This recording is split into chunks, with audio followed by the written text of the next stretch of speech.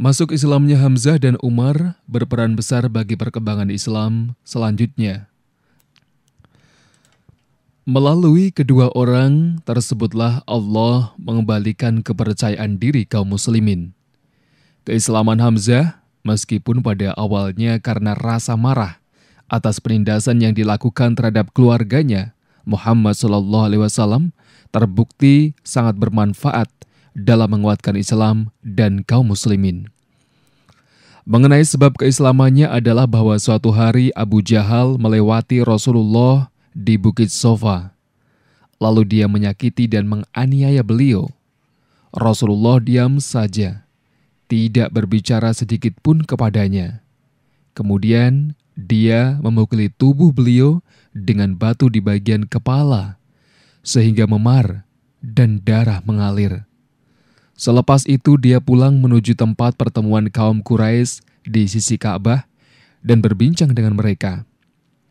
Kala itu budak wanita Abdullah bin Jud'an berada di kediamannya di atas Bukit Sofa dan menyaksikan pemandangan yang belum lama terjadi.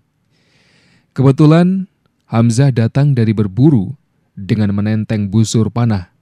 Maka dia langsung memberitahukan kepadanya tentang perlakuan Abu Jahal tersebut.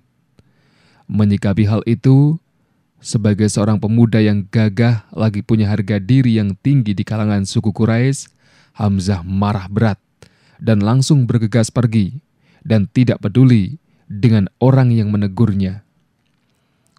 Dia berkonsentrasi mempersiapkan segalanya bila berjumpa dengan Abu Jahal dan akan memberikan pelajaran yang paling pahit kepadanya.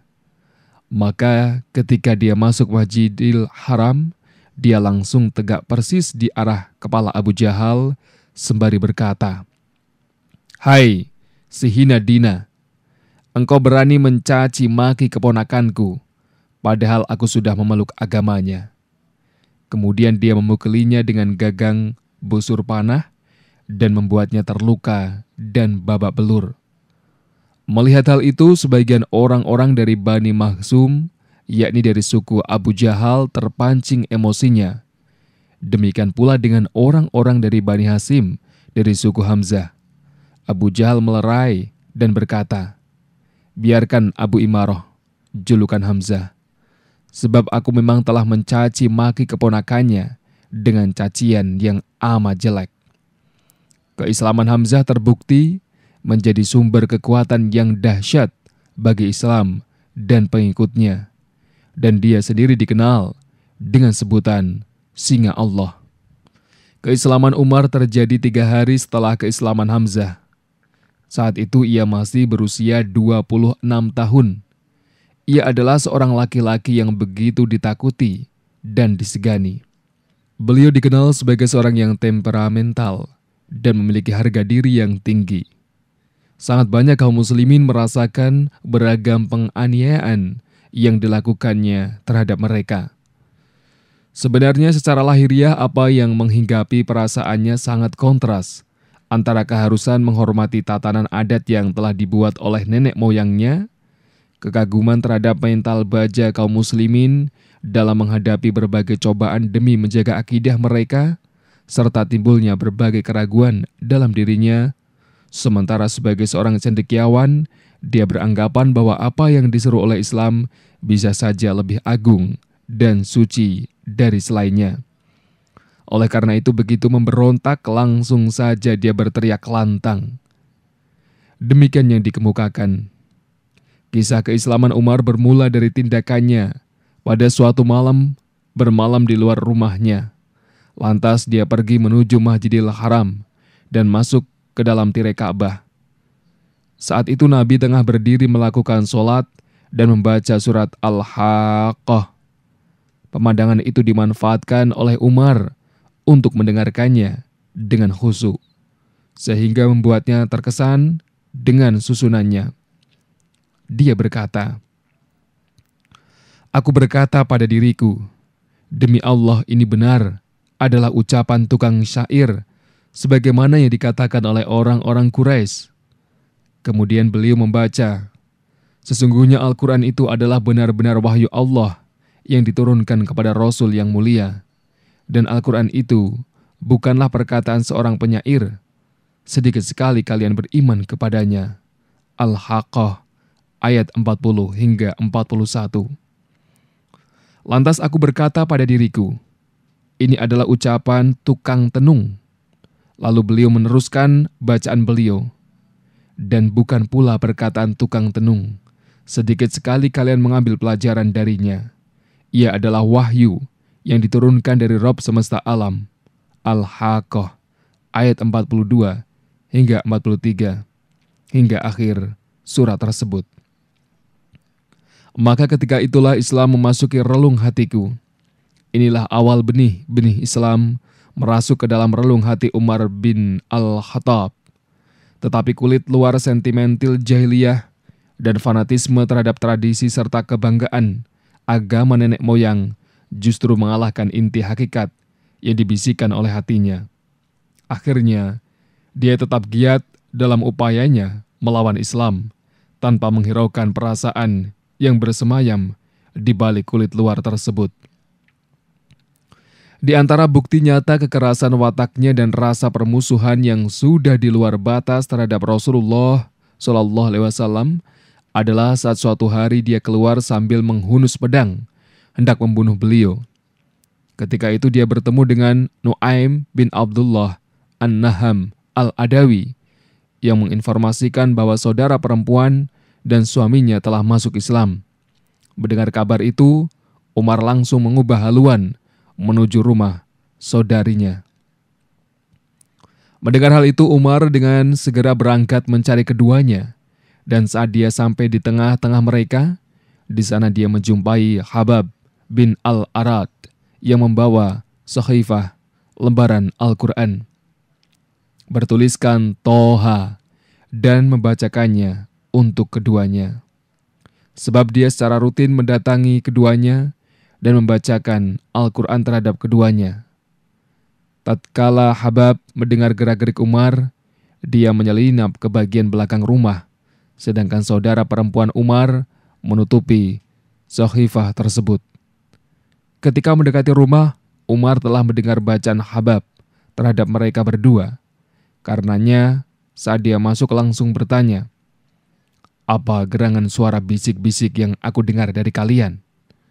Keduanya menjawab, "Tidak, hanya sekedar perbincangan di antara kami." Dia berkata lagi, "Tampaknya kalian berdua sudah menjadi penganut as-sahabiyah," sebutan mereka terhadap agama baru Islam. Iparnya berkata, "Wahai Umar, bagaimana pendapatmu jika kebenaran itu berada pada selain agamamu?" Mendengar itu, Umar langsung melompat ke arah iparnya tersebut, lalu menginjak-injaknya dengan keras. Lantas saudara perempuannya datang dan mengangkat suaminya yang menjauh darinya, namun dia justru ditampar oleh Umar, sehingga darah mengalir dari wajahnya. Dalam riwayat Ibnu Ishaq disebutkan bahwa dia memukulnya sehingga Umar terluka. Saudaranya berkata dalam keadaan marah, "Wahai Umar, jika kebenaran ada pada selain agamamu, maka bersaksilah bahwa tiada Tuhan yang berhak disembah selain Allah, dan bersaksilah bahwa Muhammad adalah Rasulullah." Ketika Umar merasa putus asa dan menyaksikan kondisi saudaranya yang berdarah, dia menyesal dan merasa malu. Lantas berkata, "Berikan kitab yang ada di tangan kalian ini kepadaku dan bacakan untukku." Saudaranya itu berkata, "Sesungguhnya engkau itu najis dan tidak ada yang boleh menyentuhnya, melainkan orang-orang yang suci. Oleh karena itu berdiri dan mandilah." Kemudian dia berdiri dan mandi, lalu mengambil kitab tersebut dan membaca surat Toha sampai pada ayat, "Sesungguhnya aku ini adalah Allah, tidak ada ilah yang hak selain aku, maka sembahlah aku dan dirikanlah solat untuk mengingat aku." Kemudian dia berkomentar, "Alangkah indah dan mulianya kalam ini. Kalau begitu, tolong bawa aku ke hadapan Muhammad." Saat Habab mendengar ucapan Umar, dia segera keluar dari persembunyiannya sembari berkata, "Wahai Umar, Bergembiralah karena sesungguhnya aku berharap engkaulah yang dimaksud dalam doa Rasulullah pada malam Kamis. Ya Allah, kokohkanlah Islam ini dengan salah seorang dari dua orang yang paling engkau cintai, Umar bin Al-Khattab atau Abu Jahal bin Hisham. Umar mengambil pedangnya sembari menghunusnya, lalu berangkat hingga tiba di rumah tempat beliau berada tersebut.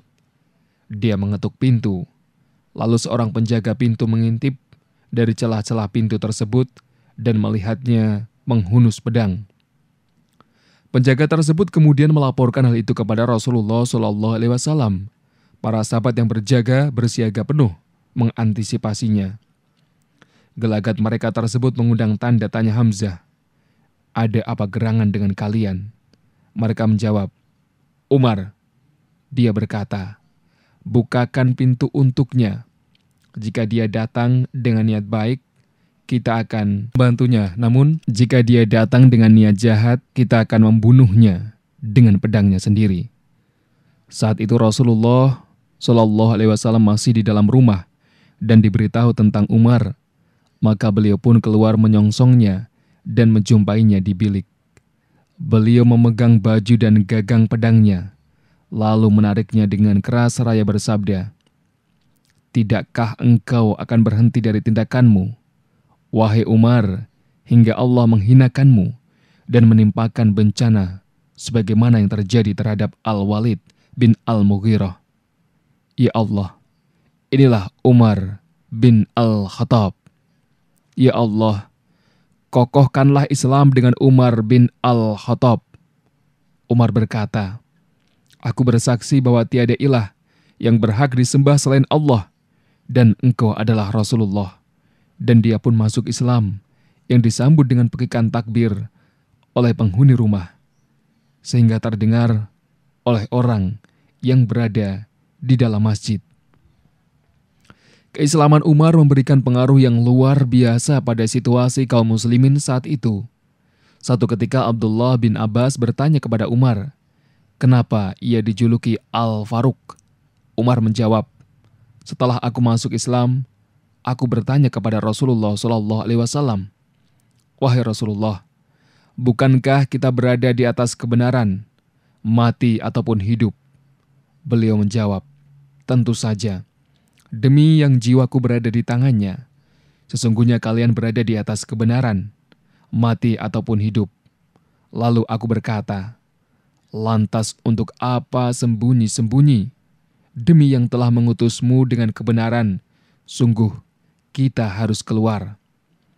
Lalu beliau membagi kami dalam dua barisan, salah satunya dipimpin oleh Hamzah, dan yang lainnya dipimpin olehku. Debu dan pasir tersebut yang ditinggalkannya, ibarat cacaran gandum yang dihaluskan. Akhirnya, kami memasuki Masjidil Haram. Kemudian aku menoleh ke arah Quraisy dan Hamzah. Mereka tampak diliputi oleh kesedihan yang tidak pernah mereka rasakan seperti itu sebelumnya. Sejak saat itulah Rasulullah SAW menamaiku dengan Al-Faruq.